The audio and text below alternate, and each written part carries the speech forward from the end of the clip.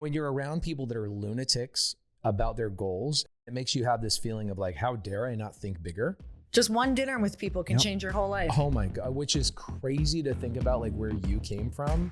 And now the full circle, you're running masterminds and getting people out of their mindset chains and all of that kind of stuff, which is freaking so cool. I know that's why I'm here, because I like really experienced the prison that we can create for ourselves. And then all of a sudden you do get around expanders like yourself and it just blows the roof off.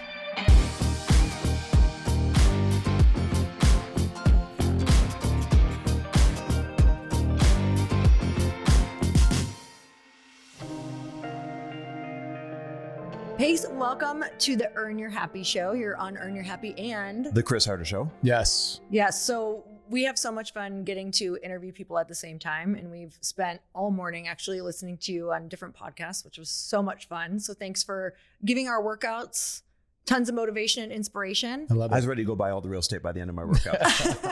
But what's so cool about you is how diverse you are. And so on this podcast, what we really want to talk about is not only real estate investing, but really how you think and what makes you tick. And we're excited to dive into that. Yeah, I want this to be the episode that, there's so many out there where they can learn from you the intricacies of, real estate investing, that type of thing.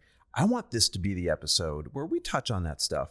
But if somebody really wanted to know who you are and what makes you special, this is the one that they would tune into. Very cool. This will be a unique one then. Well, fingers crossed. So in that vein, I wanted to start somewhere really special because I followed along in the story. And that is the story of Maddie. Oh, wow. Okay. Cool. I think it is one of the coolest things that I have seen on social media in years. I have a hunch it has to do with the 109 city tour that you're about to embark on. Yes, sir. Would you start by telling the story of Maddie and how that happened? Yeah, it happened a long time ago. I had a brother that killed himself, and my brother struggled with homelessness and drugs and all of that kind of stuff. And actually, if you even go back further, my older brother probably will never watch this podcast, so I can tell you guys some stories. Come from a 12-person family, 12 kids, mom and dad on top of it, 14-person. So I'm number 3 out of 12 kids, changed a lot of diapers when I grew up.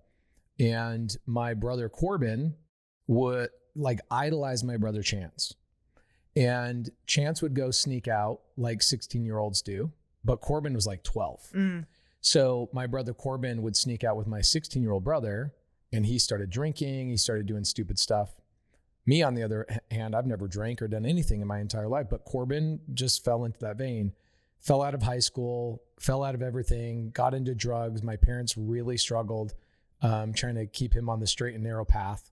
And long story short, I couldn't find him. Like the family couldn't find him for years.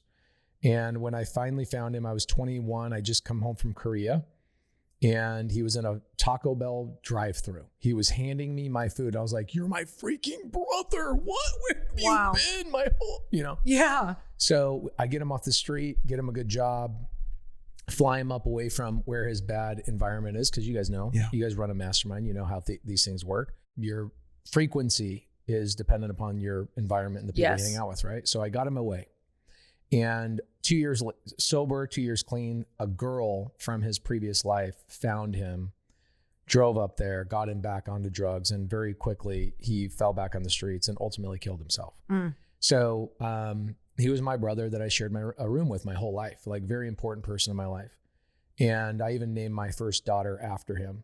And I always promised myself, I'm like, I'm going to do something about that epidemic, that problem. I'm going to do something with it. When I get really good at real estate, I'm going to figure out how can I help those people that are somewhat forgotten and give them a different pathway.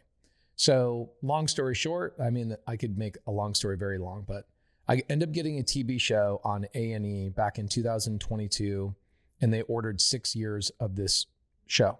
And this recently in January, they ordered another 30 episodes, and I turned them down. Wow.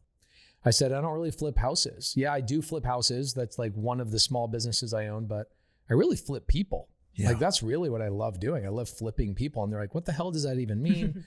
And I said, I want to work with like attorney generals. I'm really good friends with like 15 attorney generals around the country. And they all know they have homeless problems.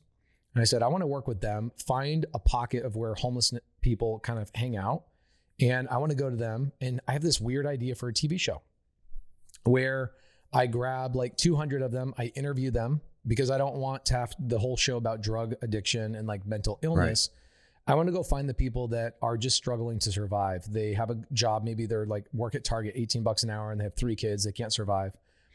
And through this process of interviewing attorney generals and what state I was going to move to do this TV show, I ran into a charity called Family Promise. Family Promise, all 50 states, what they do is they help families who have jobs. They're working people, but they're sleeping in their cars. And I learned a really crazy statistic that 1 in 30 kids in America sleep in their parents' car. What? 1 in 30? 1 in 30. Yeah, it's crazy. I had no idea.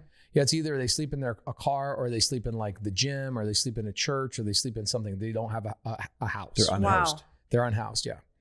And so I'm like, I want to make a TV show about that. And A&E's like, well, how? And I go, I want to show people how to get real estate the way I get real estate and get these people into these houses and have them cash flow. And they're like, oh, it's too hard. It's impossible.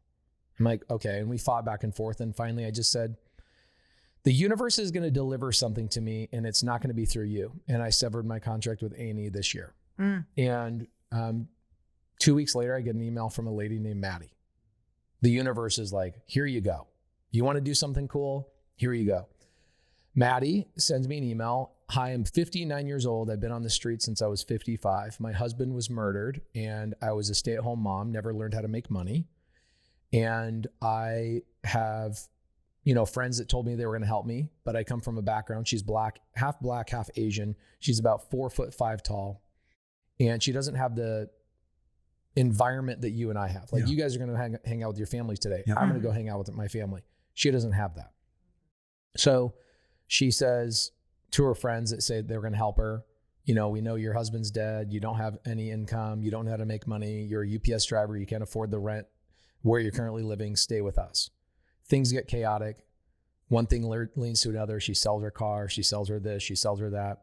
And she says, well, I'll just stay on like a park bench one night. Just one night, I'm going to stay on a park bench until I figure this out. And that one night turns into 4.5 years. Wow. And she, from her little broken Obama phone, it's an Obama phone, meaning she got it in 2020. When they're handing them out. Yeah, when they're handing them out. This thing's the biggest piece of shit I've ever seen on the planet. And that's the one she's still using today. She still uses it to this day. And which goes into like the next thing I'm helping her with, which I'll get to. Is this interesting to you? This is amazing. Okay. Yes. Because I can talk about this all day long. No, go for it. It's like the thing that lights me up right now. Because it's one thing for me to make millions in real estate, but it's another thing. It's like, if I really, truly understand it, I should be able to educate a third grader, right? I should be able to dumb it down so well that anybody could do what I do if I truly understand it as well as I say I do. So she's, in her shelter, the Windermere Hotel in Mesa, Arizona, 2 miles away from me. She sends me an email not knowing I live in Mesa, Arizona. And she says, hey, I'm sending you an email. I saw your email on one of YouTube, on Grant Cardone. Somehow, some way, Grant Cardone had some screenshot with my email address on it. Crazy. And it's on Grant Cardone's Grant Cardone's YouTube channel. Wild. Crazy. She screenshots it, sends me an email. Will you help me? I have 20 days left in the shelter. And these shelters, they have 90-day programs, and they try and get you jobs, right? And if you can't get a job, they kick you out. The problem is these jobs nowadays, you can't afford a place to stay, a car, or this. You need 2 incomes nowadays, right? For most people. It's gotten way too expensive. It's gotten way too expensive. So I reply back and I said, I would love to help you, but I want you to understand I'm not helping you to help you. I'm helping you to show everybody else on the planet that they can do this too. So I need you to sign a media release, and we're going to hang out, and I'm going to film everything we do, me picking you up, me dropping you off.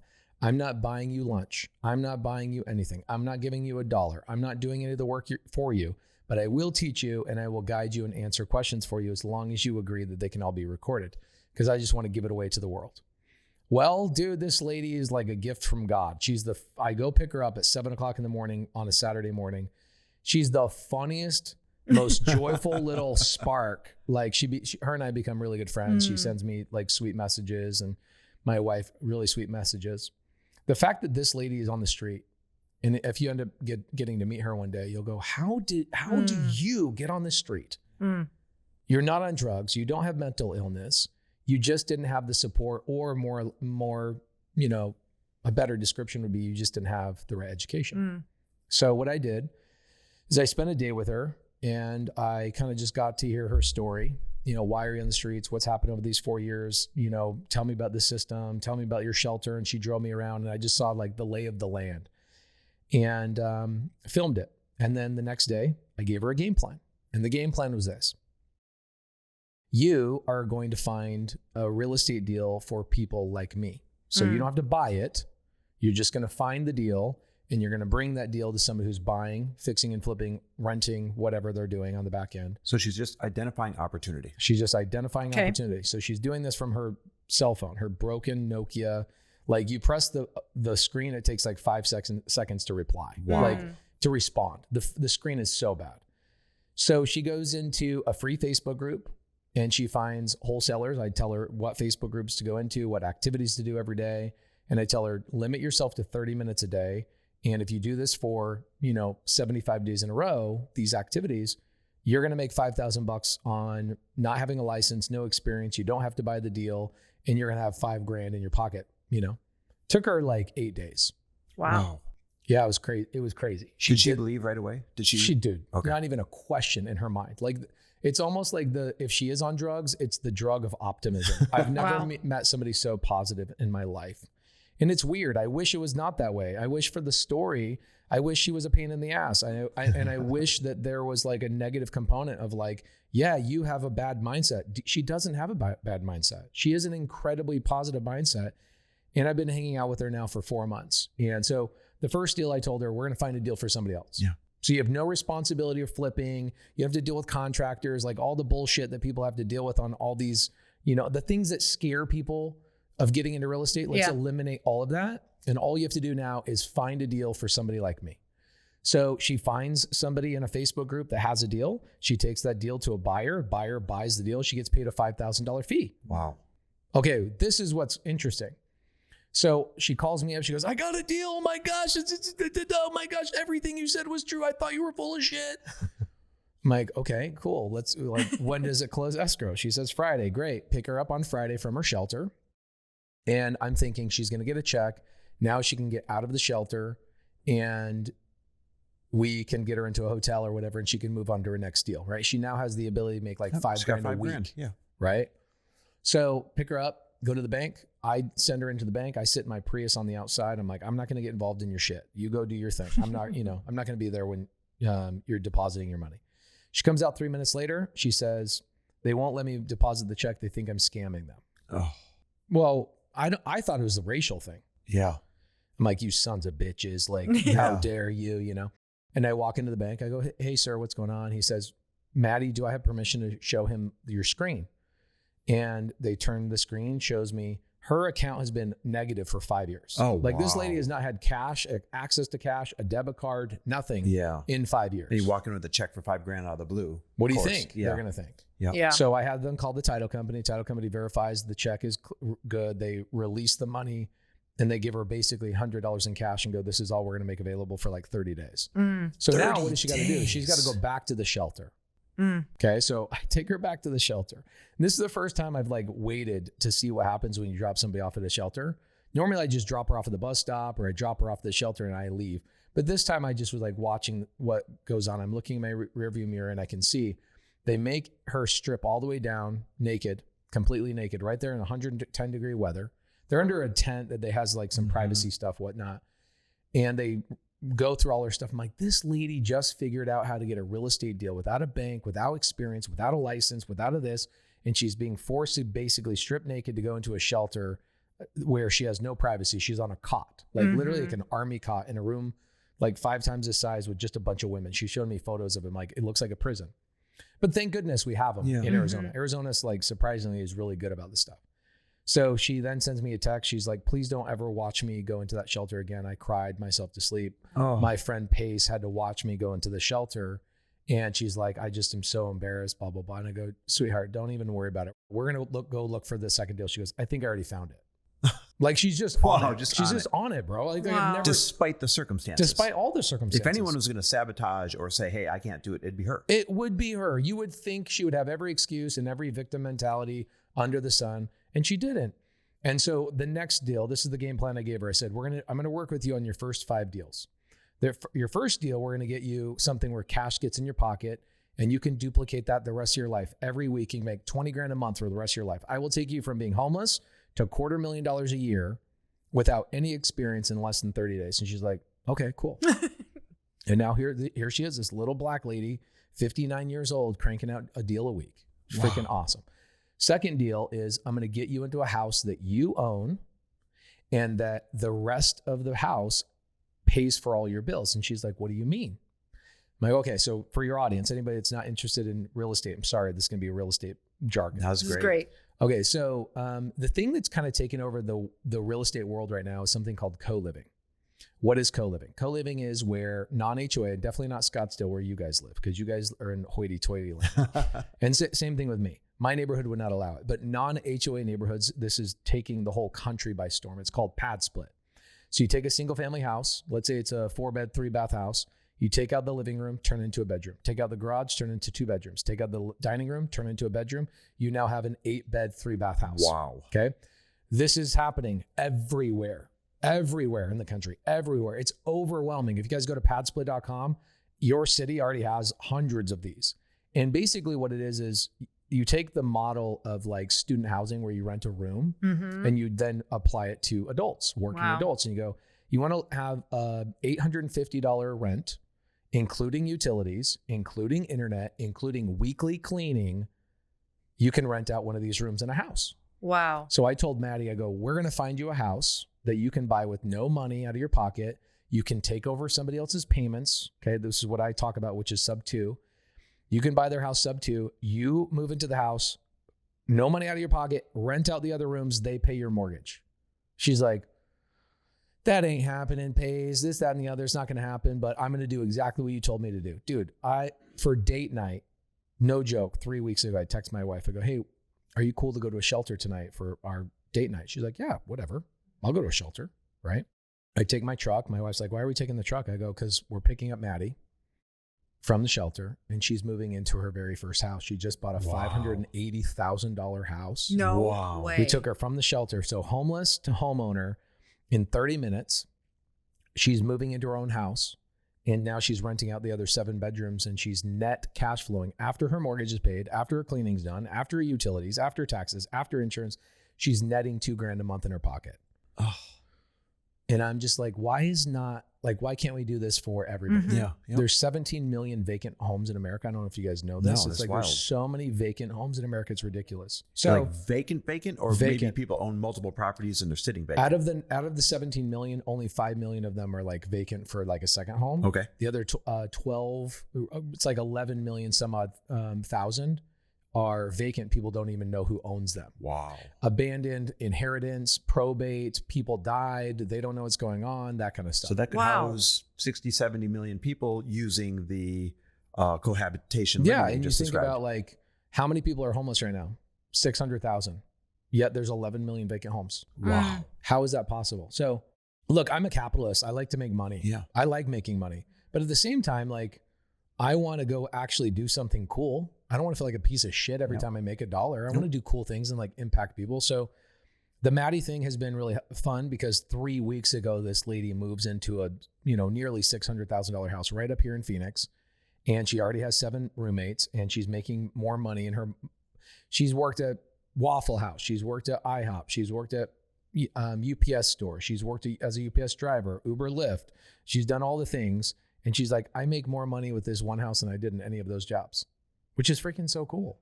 And the fact that it's one thing for me to have a big portfolio.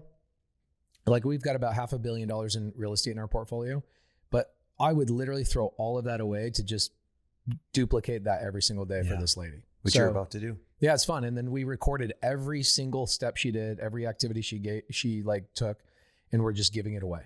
Wow. So for somebody who's like, okay, but Pace, you were with her, you were kind of recording her. Yeah. And then what have you done to be able to duplicate that for people who are like, okay, I want to do the exact same thing. What does that look like? Great question. So for people who are like, well, you were with her. Guys, I remember like a month and a half ago, she was like, hey, they haven't released my $5,000 check yet. Can you buy me Windex? And I said, kiss my ass. I'm not buying you anything. I promised you I would help you and I would guide you, but I'm not going to do the work. I'm not going to buy lunch for you. She's like, but I don't have Windex at the shelter. I need Windex. I'm like, figure it out. Yeah. Like, if people watching this think that I helped you, they're going to go, oh, I can't do it. Yeah. She had Pace. She had Pace. Of course she could do it. Yeah. She got Windex. And I'm not joking you. I was doing a YouTube live last week. I had like 4,000 people on this YouTube live. And this guy goes, yeah, of course Maddie could do it. She had you. I'm like, bro, blocked. See ya. Like this whole victim mentality. People will always think that I did something for her, but I recorded every minute. We have over 120 hours of recorded content nobody will ever watch, but it's there to give it away. And so here's what I'm doing. This is like the wild lunatic in me. I said, I want to show people this is possible, not through YouTube, not through recordings. So I went to my wife and I said, hey, I want to go on the road for 122 days. And I want to do a city every day, a new city every day. And I want you to pull the kids out of school. We're going to homeschool them on the tour bus. I just bought a 40-foot, $600,000 tour bus. Monster Energy paid for it, by the way. Shout out to Monster Energy. I'm so glad that worked out, by the way. It worked out. That's awesome. Freaking awesome. That's crazy. Yeah. So anyway, the CEO of Monster calls me up. He's like, we're in, whatever the bus costs. But he goes, I want to have a sticker on the side of the bus that says fueled by Monster. I'm like, for $600,000, done deal. Done, bro. Done Are you deal. kidding me? You're like, I'll wear only Monster t-shirts. I'm like, I look deal. like a NASCAR driver, like only a Monster. So the tour is called Creative Nation Tour. And you can get there by going to creativenationtour.com. So what I did is I go, all right, I'm going to do a free meetup every night. And I'm going to invite everybody in town. And there's going to be a family that I got from Family Promise, the charity I referenced earlier. So Family Promise will bring a family to me and I'll go, all right, guys, we have 2 hours to find this family a house. And I will go start to finish. In less than 2 hours, I will show people all there. We're going to team up. So I've got like 15 of my leaders. I have a really big community, like the craziest size community ever. And loyal. And very loyal. So I go to them and I go, hey guys, I need 50 leaders in every town. And we're going to create 50 teams. And each team's going to compete to see which team can get this family a house faster than anybody else. So it's not going to be just me and helping that family. It's going to be me leading 50 teams. And we'll probably have 10 people per team. Our average meetup will be about 500 people. And we're just going to show people how to find a deal, like pull it up on the software, submit offers, get it under contract, and get that family into a house all within 2 hours. And I'll then wake up the next day in another city and do it 122 days in a row. First of all, if you don't love this man after hearing that story, then just turn this whole damn thing off. Because how can you not love somebody that puts themselves out there, not just for one individual, but then says, how do we scale this kind of love? How do we scale this kind of impact? There's a lot of moving parts that goes behind a tour like this. We're going to talk about the tour in a little bit, but that just shows the kind of human being that you are and inspires other people to become successful as well, because they say, wait a minute, if I can be successful and have that kind of audience and that kind of capital, then I can do things like this too. Yeah. You can do stuff like this. And I think also it just highlights to people that I've been on the YouTube, Instagram, that world. And, we get an average of 20 million views a month, which is nice. It's a good feeling. But I would rather have 100 people in a room that actually get to participate in the activity than 20 million people looking at it online, just because that's where it's the same thing with a mastermind. Like when people mastermind with you guys, they could watch 1,000 YouTube videos and not get the same value as 1 hour. Entirely different. It's entirely different. The molecule to molecule interaction is really where change is made. You know what we should do with Hilton, founder of Monster? When I texted him, he was so kind to respond right away and be like, yes, let's hook it up. I didn't know that they're going to sponsor the whole bus like that. Yeah. No. I was like, we got to have him come out to like it, because he lives in SoCal out by us. If you do something in Orange County, we got to have him come out for that. That'd be awesome. So his girl that is like her job is the global like philanthropy director. I think it's Debbie, was it? Yeah, Debbie. Yeah. And she's like, come out, let's do a YouTube video. We're going to send a truck full of Monster to every location. I'm like, that's 122 cities. She's like, we got you. Unless you're going to like Fargo, North Dakota, we probably won't be like, we probably don't got you. I go, we got Fargo, North Dakota on the thing. She's like, okay, I won't be able to help you there. But it's a massive connection. And they, I told her I don't want any money. And then she looked deeper into the thing. And thank you for that, by the way. Of course. Humongous, Of course. massive. And I had a conversation, then another conversation, and then a third conversation. She's like, let me get this straight. You're going to go and do all of this? Like, all right, who bought the bus? Who did this? Who did that? And I'm like, well, I'm doing it out of my pocket. She's like, no, you're not. We're going to figure out how to pay for the whole thing. Yep. I'm like, holy crap. Wow. So what happens when people like you get together with people like that? You guys can move absolute mountains. Yeah, it's just crazy. To be honest with you, I'll tell you one of the biggest motivators behind it. I'm deathly afraid. Maybe you guys are in the same boat. I don't know. I'm deathly afraid of what AI and robotics are going to do in 5 years. Like, if you don't own real estate, if you don't own a business, and you don't create a moat around yourself in 5 years, like, what the hell are you going to be doing? And so I have this massive urgency that I'm just like, wake up, everybody. You need to get moving. Yet I feel like our United States has gotten lazier and lazier and lazier. Yep. And so I'm just trying to get out there in person and just shake everybody by the shoulders and go, look, if this homeless lady can do it, you can do it too. Hurry. I think this will be the last tour I do anything like this, because I think it's just crazy. 4.5 months on the road with my wife and my kids. That's wild. What did your wife say? My wife is gangster. She's like, cool. When do we go? What do the kids say? The kids are like, cool. Can we go to the American Doll store in Dallas, Texas? You're probably gonna have to throw in the little stops and perks like that along the way. Yeah, we're stopping in like Thanksgiving and Christmas and New Year's. We're doing like 4 or 5 days in those locations, and we'll do Manhattan and New York for Christmas, which will be a lot of fun. We were going to ask more about the tour later, but we're on the subject, so let's lean into it. Yeah. Where can people register to follow it? It's completely free, not selling anything, just helping people in person. Even if you're not in real estate, come out and see it. It's going to be a spectacle. The only thing I will sell are tacos. And what I mean by that is we'll have like taco trucks and food trucks there so everybody can eat as well. It is called creativenationtour.com. 122 cities. Yes, we are coming to Canada. 3 stops in Canada. All of our Canadian friends are always like, you never come to Canada. So it starts in October, goes all the way through March. That's awesome. Incredible. What would feel like let's fast forward and the tour is over and you're debriefing at a dinner, maybe with your wife. Like, what would feel so good to be able to sit and say and reflect on? Number one is we've helped 120 families. Number two, we've put Family Promise on the map so people know who Family Promise is. And then number three, we set the tone of the energy of that city, because what happens is when I go in to do things like this in cities, I've never done 122 days in a row. I've done 3 or 4 days in a row. What happens is the energy of that city, it sticks around for like a year and a half. And then everybody's doing the same thing over and over. They're vibing and hanging out and collaborating with each other. So what I'd love to see is those people really attached to Family Promise, even after I've gone and said, how do we help the next family? How do we help the next family?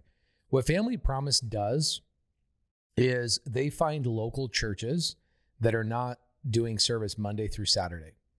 And they help these families live in these churches Monday through Saturday for free. And then they have to leave and sleep back in their cars on Sunday. Wow. And so these Family Promise nonprofits are all over the country. They're in every state. They need housing and they need affordable housing. They will actually pay the rent for these residences, but they can only afford like $800 a month. Where the hell are you going to live for $800 a month? Right. So, doing co-living is really the solution to that problem. That's amazing. Okay. So when someone asks exactly what you do, for anybody listening, how do you answer them? Depends on who's asking. If I want to be funny, somebody will be like, what do you do? I'll go, I rent dirt, which is like, I own a lot of RV parks as well. So I just rent dirt. And it depends. Like if it's an older gentleman and he says, what do you do for a living? I would say, I help investors make a passive return, because I'm hoping he invests with me. I hope I can grab his money, go buy big buildings with it. If it's a young kid, I would say I have a sales organization that employs a lot of people, because I'm hoping to recruit that young kid, 18, 25, whatever, to come and work for my company. But overall, I'm just a real estate investor. I acquire things with creative finance, and that's really the main thing. I have 9 companies. They all do something that ties in with each other. So If I buy real estate, I also own a title company. If I own a title company, I also do lending. Mm-hmm. My lending business is where I make probably the majority of my money, but I rarely talk about it. It's just tied in with all the other things I'm doing, if that makes sense. Yeah. Mm-hmm. I just found that like when I was doing so much creative finance, you'd run into a title company that goes, we don't know what that is. And I go, man, this is ridiculous. Like, let me just start my own. Then I started a title company. I'm in 43 states. And then I found that people were constantly running into money problems. Like, I want to buy or flip this house, or I want to do this, that, and the other. But my lender bailed out on me last minute. I go, I'll just start a lending company. So I've just gone vertically integrated. Vertical integration. Yeah. It's the best. What, here you are going on tour, and that means you're going to leave these 9 businesses behind. Mm-hmm. What are your tips for getting in a position to be able to do that so that they keep running? Oh, yeah. Fire yourself. A long time ago. So a couple of things I do that's maybe unorthodox is, one, I hire really good people. That's not unorthodox, but what I do is I make my leads in my companies own 20% of everything that I do. Okay. So let's say I go buy an RV park, for example. We just bought a $5 million RV park a couple of weeks ago. Sell all seller finance, which is great. So no banks. I give 20% of that to my top 12 people. And so if they stick with me past 7 years, that 20%, as it grows, appreciates, I distribute that 20% to those top 12 people. So you give them ownership mentality. Instead of saying, hey, I'm going to give you a raise, and if you work really hard, it's like, how about this? If you stick around and the company hits its numbers and we grow and I don't have to be here, you get 20% of this company. So everything we buy, every product we create, every single thing we do, they all have ownership in it. So as it rises, then what I do is I train them on what my job is. My job is not to be in here. I'm Ronald McDonald. Mm-hmm. I should be on the billboard. I should not be flipping the burgers. If I was in the kitchen, you're going to be tripping over my big ass red shoes. Yep. You don't want me in here. I'm going to create chaos. You guys need me out of the office. Get me out there, being on the billboard, being on the stages, etc. And when I do that, we all make more money. And so I think a lot of employees don't really truly understand what a visionary's job is. And a visionary, Ronald McDonald is a visionary. Elon Musk is a visionary. He should not be at the warehouse every day. He should be on podcasts. He should be branding the companies. He should be flying around, hanging out with diplomats and doing all that kind of stuff. And when your team understands why that benefits them and how that benefits them, then they full on buy in. Mm-hmm. When I was like, gosh, I shouldn't be in the office. I should be out, blah, blah, blah, blah, blah. It's like, why don't they get it? Oh, because you've never stopped and explained it to them. So I whiteboard when new people come into our exec team. I whiteboard to them why it's a problem if I'm in the office and how they make more money when I'm out of the office. Mm-hmm. That's interesting because the 20% thing, by sheer coincidence, my startup fellow, my business partner, Matt, and I, instead of keeping all the equity for ourselves, we carved out 20% right away. We gave it to all of the founding execs. Smart. So that they had that skin in the game to be able to go and, give their all to this, the sleepless nights, everything to get this thing off the ground. Mm-hmm. So it's interesting that that's your pattern as well. What's the hardest thing for you as a visionary to let go of? Okay. So I do this every year, and the last week of the year, I sit down with my COO, her name's Molly, and we go through my whole entire calendar from the last year. And we write down 100 things that I did more than one time. So if I did it twice, we write it down. Give an example. Waiting in an airport. Okay. Like, why am I waiting in an airport for 2 hours? Like, if it's on my calendar is like blocked out minute by minute by minute. Why are you waiting in an airport over and over? Like, why was that not scheduled better? Why wasn't that blah, blah, blah, blah, blah? You shouldn't be sitting in these situations. Or a good example would be yesterday. A couple of days ago, I was in Jersey. So I meet with Gary Vee in the morning. I then go to Brooklyn to meet with some company called WAP. I then go to this company back over in Harlem. And you look at the pattern of like how it was scheduled out. And my COO will look at that and go, we wasted 4 hours of your day. And so those types of things. And we'll go and we'll spend a whole week together between Christmas and New Year's, which is like the slowest part of the year. You can actually sit down and have these meetings.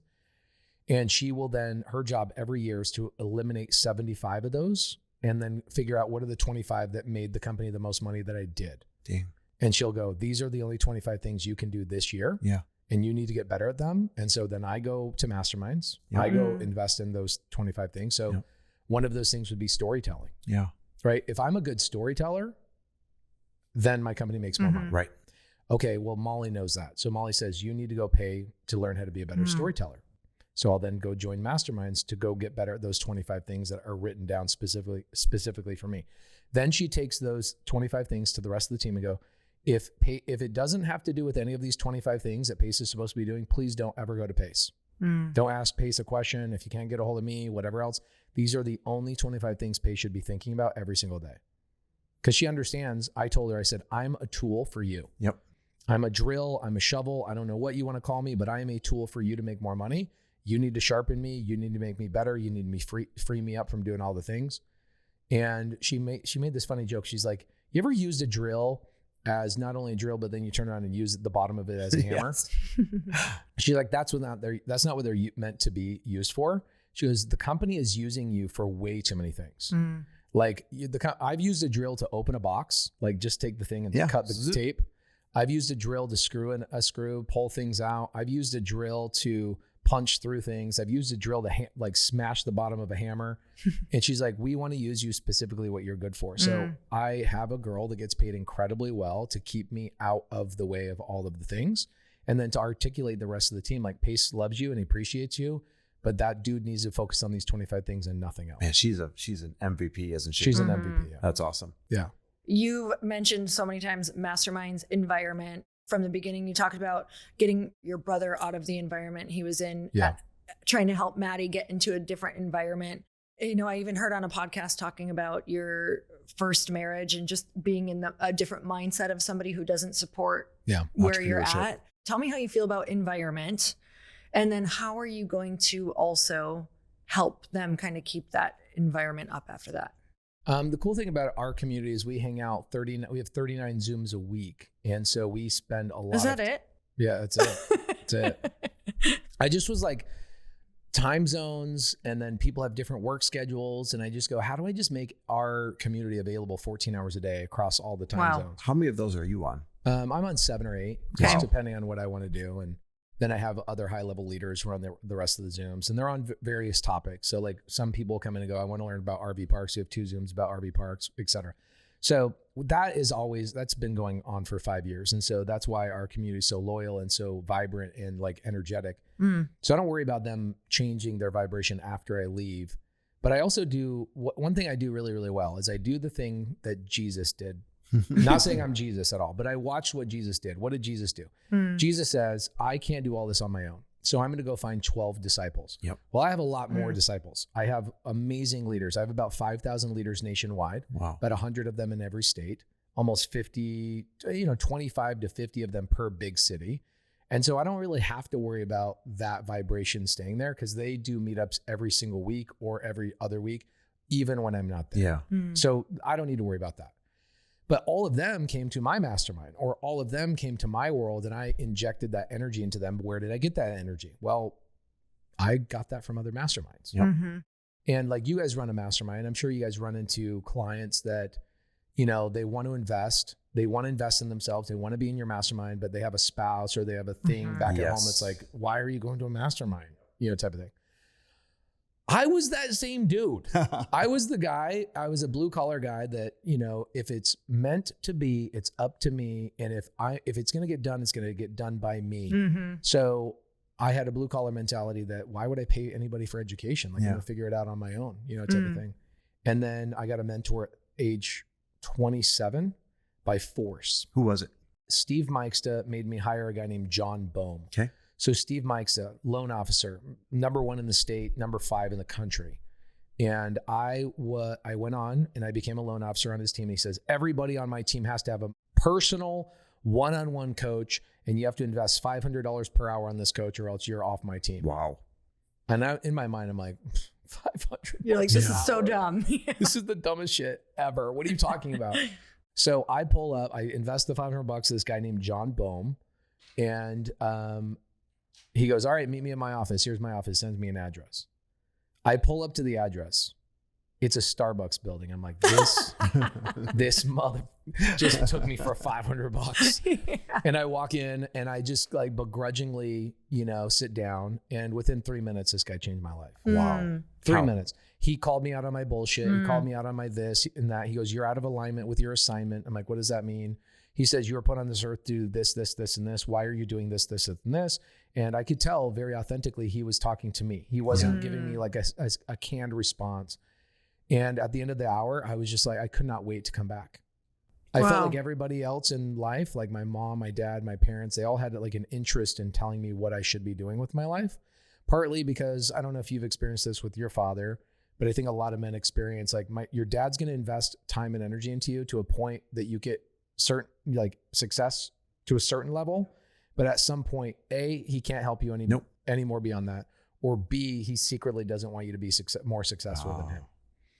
And this was the first guy that I felt like was non-biased, gave me honest advice, and gave me clear direction that I could follow within an hour. Wow. I was like, can I give you a $500 tip? Literally, like, and my life changed from that point. This guy ended up, he fired me 6 months later because he went and got hired as the head mindset coach of the Arizona Cardinals. Oh, wow. Amazing. Yeah, he was that good. Dang. And so that changed my life. Hell of a bargain at $500 an hour. I know. Look back. He was undercharged. His team reached out to me recently because I reached out and I was like, hey, I haven't connected with John in a while. Like, what's he charging? I'd love to sit down with him. And they were like, he's $10,000 an hour. I was like, worth it. Sign me up. I'd love to just connect with him for an hour. Anyway, so I saw the fruits of my labor. I'll tell you, the second time I sat down with him, this was an interesting part of the story of masterminding and like paying for coaching. I walk into that same Starbucks. He's sitting down looking at the door. I'm walking in and he stands up and he says, you're fired. Get the hell out of here. I was like, I'm fired. I'm fired. What are you talking about? I just got here. He goes, yeah, but I can tell you didn't do your homework. Wow. I go, how can you tell? He goes, I can tell by the way you're walking, by the way you're this, I can you didn't do your homework. I can see it in the way your shoulders leaned here. Wow. Your confidence level's not at an all-time high. If you had done your homework from last session, you would have walked in here just with gusto. Get the hell out of here. Wow. So I begged him. I begged this guy, please give me this last hour. I will do whatever. He goes, okay, we're going to do this session. And instead of me teaching you, now we have to do this homework together. Pull out your gosh damn phone. We're going to do the homework together right now, like a child. Yeah. You paid me $500 to babysit you like a bitch. I'm like, oh my gosh. Sometimes you need to be called out on your crap. For sure. So he makes me pull out my phone. The thing he told me to do at the time, I was like Open Door, OfferPad, and Zillow were the big companies I was working for. I was a contractor and I was doing all their construction, but I was doing it where I was picking up the phone, doing the estimates, collecting the bills, I was doing all everything. The hats. Okay. We've all been there. Right. And he told me to hire somebody. Guys, I was taking home, this sounds so stupid. I was taking home $1 million a year at age 28, working as a contractor. And I was fearful of spending $3,000 a month on an employee. Wow. Where'd that money mindset fear come from? Do you know? Yeah, my dad. I watch my dad still to this day. My dad literally texted me last week. He saw me. I was on Tony Robbins' stage like 3 months ago. My dad's always loved Tony Robbins. He's like, man, I just, he starts asking me questions like, how have you built this? How have you done the thing? My dad's 67, 68, still sprays cabinets. Every employee he's ever hired, he scares them out. He yells at them. He doesn't delegate well. And so my dad I watched it. My dad, anytime he found a new employee, he would sabotage that relationship with that employee to the point where it's like his own belief system was that he didn't deserve that level of success. And so he would sabotage himself back to where he believed he deserved to be. So what did I learn? I learned have bad partnerships and don't delegate. And if you do delegate, do it temporarily, just long enough you can complain and blame somebody else. That's what I learned. John Boehm fixed that in me in 1 month. Wow. He forces me right there in that second session to hire somebody. I go on Craigslist. I hire a girl named Anna Martinez. I hire her. Guys, this was so crazy about hiring too. Like, I didn't realize that there's somebody on the other end of the hiring process, an employee, that's praying to God for an opportunity that you are stupidly not offering because you're afraid of hiring somebody. This girl, Anna, I call her, she calls me off the Craigslist ad that John Boehm basically has to make me do. And she calls me up. She goes, I want the job. I have experience. She didn't. And I'm ready to start tomorrow. Great. Are you in Arizona? Yes. She's not. So she drives all night long, guys, with her 2 kids in her car to start the next day. Wow. From California to Arizona. This woman triples my business in the next 30 days. Jeez. How? picking up the gosh dang phone. Yeah. Like I'm my phone's in my pocket. Like, you know, I'm on a podcast right now, but at the time I wasn't doing podcasts. So I'm doing an estimate with one customer and I can't pick up a phone from another customer. Obvious shit. Yeah. Like what? So you never thought to mitigate that. I was afraid of hiring somebody because it cost money. It cost, well, I could reinvest that same $3,000 into my business. Oh my gosh. Now today, between all my companies, I have 600 employees. John Bohm, thank you, bro. The best money I ever spent in my entire life was with a coach. By far, the best money I've ever spent was investing in myself and educating and like erasing all the mindset stuff. And then I got into masterminds, right? And like groupthink and getting in the frequency. Like you guys will hold your mastermind at your house, right? We do all some different. there, and then some are a little bit bigger. Yeah. Okay, so like the fact that somebody at your level would invite people in their home is an insane opportunity because you can see how people live. Like when did you guys grow up rich? No. Okay. So we didn't even know growing up what rich people lived like. Yeah, no clue. Right? No clue. Good example, getting around the right people. So like 10 years ago, I told my wife, we need a nanny. We need a nanny. We need a nanny. We really need a nanny. You should be working on these other things and you shouldn't Okay, great. She could hear that all day long, right? Then one day we go to dinner with Dean Graziosi and Lisa Graziosi. Yep. And Lisa and my wife are on the other end of the table and they're having a conversation. You know, they're 10 feet away and I can hear the words, no, nanny. No, nanny. Nanny. I'm like, oh, good. They're having a nanny conversation.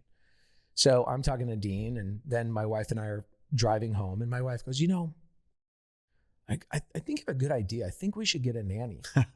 You're like, that is a great idea. That was my answer. I didn't say, I've been telling you this. Yeah. Yep. That's a great way to fail, man. Yep. Really I said, sweetheart, that's such a great idea. How can I support you in that idea, right?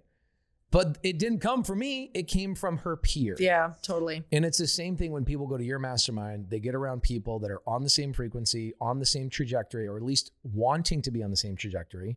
They're not being judged for wanting to grow. Yep.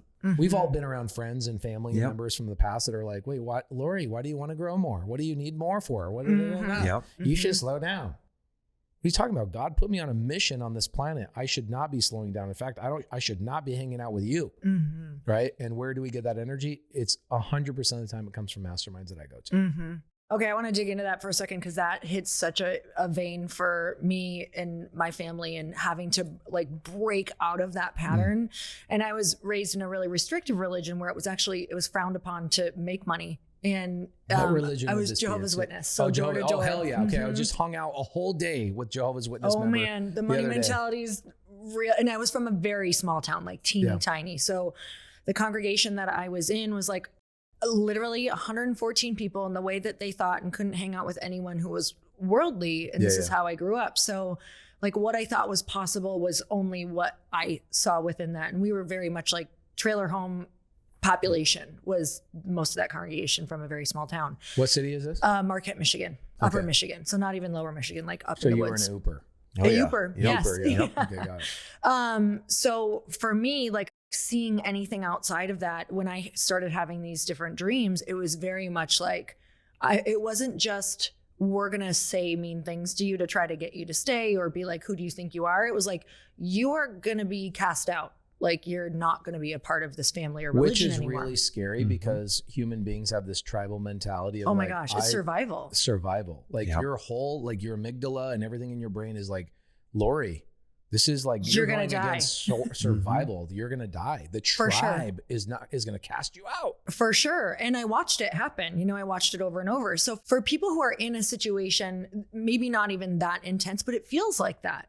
It feels like that. If someone's listening to you right now and they're like, oh my God, I really want to do this. I feel like I'm made for this, but I'm about to go through this with my family. I have to break these patterns, the way that my dad thinks, what they're about to say. Like, how do you start to deal with like knowing you're not a bad person and moving through all of that stuff? By kind of moving on from your family. Yeah. Did you have the same problem growing up? My family was really supportive of dreams and dreaming. It was a very different environment than Lori grew up in. It's good that you guys got together then. Yeah. Oh my God. You have no idea how much belief I've borrowed from this human being. Yeah, it's awesome. Yeah. It's been life-changing. Jehovah's Witness also, which is interesting, like every religion is weird. Yeah, for sure. My religion's weird. Every one of them is weird. I'm Mormon. So like, I got a list of 50 weird things that we could go through. But like, you guys also don't believe in like blood transfusions. Correct. Yeah. Which is like when you really get into like that level of belief of like, you're dying, but we're not taking blood from another human being. I carried a little blood card when I was young that was like no blood, no Isn't matter that what. Crazy? Mm-hmm. Now, every religion has amazing aspects to it. Mm-hmm. But the bad aspect of a religion is that the people in that religion will beat you down. Yes. The church might be perfect, but the people definitely are not. And that's what we found. It was like, and it's different from place to place, I'm sure, with the Mormon religion too. Like sometimes they're way more strict over here and way less strict over in this one. Like it's very different from place to place that you go, because the people are different. The leadership is different. I was 30 years old playing golf with my friends, and I ordered an Arnold Palmer. Okay. Anybody that doesn't know what an Arnold Palmer is, lemonade and iced tea. Mm-hmm. Yep. My friend Tyler, Mormon, walks over to me. He says, I'm 30, by the way. He says, I thought your mom raised you better than that. Oh, like, wow. For what? He goes, you're having tea. Mormons aren't allowed, the not caffeine, allowed to have right? yeah. Mm-hmm. And like the tannins inside of tea as well that will like stain your organs. I'm like, get the fudge out of here, bro. Oh my gosh. That was the last time I talked to Tyler. And Tyler, you've texted me multiple times and I've ignored your text message. I'm going to continue to ignore your text messages. I love this shout out on the podcast. I will have zero negativity in Poor my Tyler. Life. Poor Tyler. So I would tell you, it's even, I had breakfast with Gary Vee a couple days ago, and he's talking about this big, massive thing he's working on. And when you're around people that are lunatics about their goals and they're so passionate about their goals, it really makes you start realizing how small you are. And it makes you have this feeling of like, how dare I not think bigger? I think when you listen to other people's goals, it gives you permission. I'll give you a good example. A good friend of mine here locally, his name's Steve Trang. Steve Trang is a real estate dude. Probably 10 years ago, he says to me, he goes, yeah, and I, blah, blah, blah, blah, blah. I opened up a title company. I look at him, I go, we can do that? He goes, yeah, bro, like you can just do stuff. And I'm like, okay, much like coming from your little town, how many times have maybe this man or other people in your environment, especially in Scottsdale, they go do stuff and you're like, oh, we can just do that? Yeah. Just one dinner with people can change your whole life. Oh my God, which is crazy to think about, like where you came from, how you probably still have a little bit of that residual that you have to continually remind yourself, like, and now the full circle, you're running masterminds and getting people out of their mindset chains and all of that kind of stuff, which is freaking so cool. I know that's why I'm here, is because I like really experienced the prison that we can create for ourselves. And it feels so real. Feels very real when you're in it. And then all of a sudden you do get around expanders like yourself and it just blows the roof off. It's like you make it so possible for people. That's why I'm so excited about your tour and what you're about to do. Because that's going to be what happens over and over, is because in your body, it's so real. And to you, it's so simple because you've done it so many times.